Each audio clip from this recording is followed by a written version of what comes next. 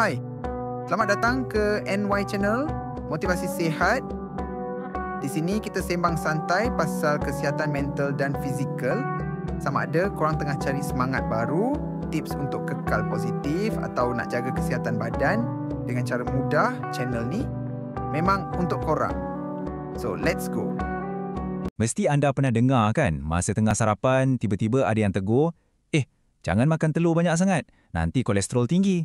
Dah bertahun-tahun, telur ni dapat nama yang tak berapa elok. Tapi persoalannya, betul ke semua tu? Hari ini, jom kita bongkar apa sebenarnya kata sains terkini tentang telur. Jadi telur ni sebenarnya apa? Satu pihak kata ia makanan super, penuh dengan nutrisi. Pihak lagi satu pula beri amaran. Kata ia ni macam bom kolesterol yang tunggu masa je. Mana satu yang betul ni? Jom kita leraikan kekeliruan ni dan tengok data yang sebenar. Kalau kita imbas balik zaman dulu, nasihat pemakanan memang sangat jelas. Kurangkan makan telur. Yelah, sebiji kuning telur saja dah ada 186 mg kolesterol. Itu dah lebih separuh daripada had 300 mg yang disarankan masa tu. Jadi kalau sarapan makan 2 biji, dah kira melepasi had. Patutlah telur ni jadi macam musuh nombor 1 kat dapur kan? Okey, untuk kita faham betul-betul pasal isu telur ni, kita kena kenal dulu watak utamanya, iaitu kolesterol itu sendiri. Apa benda sebenarnya kolesterol ni dan kenapa ia penting? Ramai yang salah faham, kolesterol ni sebenarnya bukan penjahat. Cuba bayangkan ia macam pekerja penting dalam badan kita. Ia ni bahan macam lilin yang setiap sel dalam badan kita perlukan untuk bina diri. Penting juga untuk hasilkan hormon dan bantu kita hadam makanan. Senang cerita, kita memang tak boleh hidup tanpa kolesterol. Kat sinilah selalunya orang mula keliru. Penting untuk kita bezakan dua jenis kolesterol. Satu, kolesterol diet yang kita dapat dari makanan. Lagi satu, kolesterol darah yang majoritinya badan kita, spesifiknya hati kita, hasilkan sendiri. Sebenarnya, bagi kebanyakan orang, kolesterol yang kita makan tu impaknya sangat sikit pada tahap kolesterol dalam darah kita.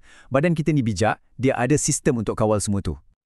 Jadi, kalau bukan kolesterol dari makanan, apa yang buat kolesterol jahat dalam darah kita naik? Nah, dalang yang sebenarnya ialah lemak tepu. Lemak jenis inilah yang betul-betul bagi isyarat pada hati kita untuk hasilkan lebih banyak kolesterol LDL, jenis yang boleh sumbatkan arteri kita tu. Jom kita tengok telur tu balik. Sebiji telur saiz besar cuma ada lebih kurang 1.6 gram lemak tepu. Sikit sangat sebenarnya. Selalunya, masalah bukan datang dari telur tu, tapi dari kawan-kawan dia atas pinggan. Contohnya, sausage, daging atau mentega yang kita sapu banyak-banyak pada roti. Itulah sumber lemak tepu yang sebenar. Okey, sekarang jom kita masuk bahagian paling menarik. Apa kata data dan kajian-kajian terbaru? Percayalah, ada beberapa penemuan ni yang mungkin akan buat anda terkejut dan ubah terus pandangan anda tentang telur. Kita ambil Jepun sebagai contoh. Orang kat sana makan banyak betul telur. Puratanya hampir sebiji sehari untuk setiap orang. Kalau ikut logik lama, kita mesti jangka ada krisis kesihatan jantung kat sana, betul tak? Tapi inilah yang peliknya. Walaupun makan banyak telur, Jepun ni antara negara yang kadar penyakit jantung dan tahap kolesterolnya paling rendah di dunia. Apa rahsianya? Diet mereka secara keseluruhan sangat rendah lemak tepu. Ini petunjuk besar yang menunjukkan ia bukan pasal satu jenis makanan, tapi tentang corak pemakanan kita secara menyeluruh. Tapi kita tak perlu tengok jauh-jauh sampai ke negara lain. Jom kita lihat satu kajian saintifik yang lebih spesifik, iaitu kajian Evident II dari tahun 2021. Kajian ni tengok secara dekat macam mana telur beri kesan pada tahap lemak dalam darah kita. Hasil kajian ni memang betul-betul mengejutkan dan melawan terus nasihat lama. Kajian ni dapati, makan lebih banyak telur bukan saja tak burukkan profil lemak darah, malah ia buat sebaliknya. Orang yang makan lebih 3 biji telur seminggu sebenarnya ada tahap kolesterol LDL jahat yang lebih rendah. Nisbah kolesterol baik dan jahat pun jadi lebih elok. Ini bukti yang sangat kukuh yang menyokong tempat telur dalam diet yang sihat. Okey, walaupun bukti baru ni nampak sangat meyakinkan, ini tak bermakna semua orang boleh terus makan telur tanpa had. Bagi setengah kumpulan, kita masih perlu lebih berhati-hati. Contohnya, ada beberapa kajian pemerhatian yang lebih lama yang nampak macam ada kaitan antara makan telur yang banyak dengan risiko penyakit jantung, terutamanya untuk orang yang ada kencing manis. Penting untuk kita ingat, kajian macam ni cuma tunjuk kaitan, bukan sebab dan akibat. Tapi penemuan macam inilah yang buatkan ada nasihat yang lebih berwaspada untuk kumpulan tertentu. Jadi, apa rumusan praktikalnya? Macam ni, untuk kebanyakan orang dewasa yang sihat, makan sehingga sebiji telur sehari itu selamat. Tapi kalau anda ada kencing manis atau berisiko tinggi untuk penyakit jantung, mungkin lebih baik hadkan pengambilan kuning telur dan paling penting, sentiasa bincang dengan doktor anda untuk dapatkan nasihat terbaik. Dan ini membawa kita kepada poin yang paling penting sekali. Kita kena berhenti salahkan satu jenis makanan saja. Kesihatan jantung kita bukan ditentukan oleh sebiji telur. Ia ditentukan oleh semua benda yang ada atas pinggan kita.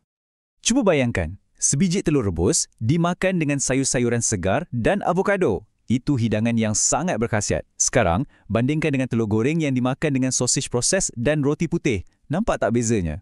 Cara kita masak telur tu dan apa yang kita makan bersamanya, itulah yang sangat-sangat penting.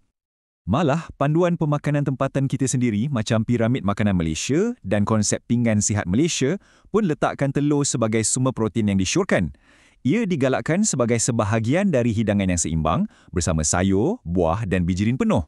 Jadi, keputusannya dah jelas. Bagi majoriti daripada kita, telur ni sebenarnya makanan yang berkhasiat dan selamat. Daripada kita pening kepala risaukan pasal sebiji telur, fokus kita sepatutnya dialihkan kepada membina corak pemakanan yang sihat secara menyeluruh, yang penuh dengan makanan sebenar dan kurang diproses. Saya nak tinggalkan anda dengan satu pemikiran terakhir. Daripada kita terperangkap dalam mentaliti melabel makanan sebagai baik atau buruk, mungkin soalan yang lebih berguna untuk kita tanya ialah, macam mana kita boleh bina pinggan yang lebih sihat dan seimbang setiap hari? Fikir-fikirkanlah.